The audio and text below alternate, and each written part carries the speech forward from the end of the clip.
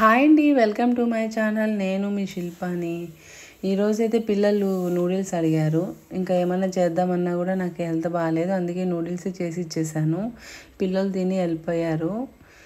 మా ఇల్లు చూడండి, ఎక్కడ చూసినాను పనే ఉంది. క్యారీస్ కూడా అలా పడేసాను అనమాట. మా ఆయన క్యారీ కట్టిండేటివి అవన్నీ కడగల సామాన్లు.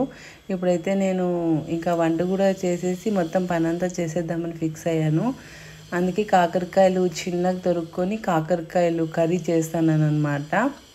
ఇదిగోండి కాకరకాయ కర్రీను, తర్వాత ఉలుమలకాను వంకాయ వేసి ఇది కూడా కర్రీ చేశాను. ఉలుమలకి చారు అనమాట. ఇది చేసేసాను.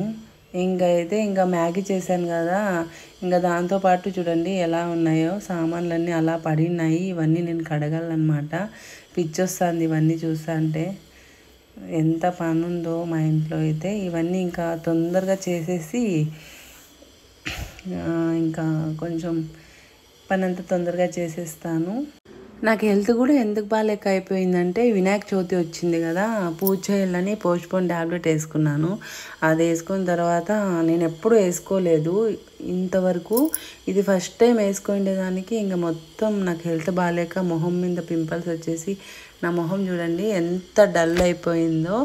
ఎవ్వరే కానీ పూజలు వచ్చినా కూడా పోస్ట్పోన్ ట్యాబ్లెట్ వేసుకోవద్దండి, చాలా ఇంకా హెల్త్ ఖరాబ్ అయిపోతుంది. నేనైతే నీరసం, అసలు ఇంకా గ్లాస్ కూడా ఎత్తుకొని తాగలేంత ఆ పరిస్థితికి వెళ్ళిపోయాను. ఎవరికి అలా కాకూడదని నేను ఈ వీడియో అయితే పోస్ట్ చేస్తున్నాను. Bye bye.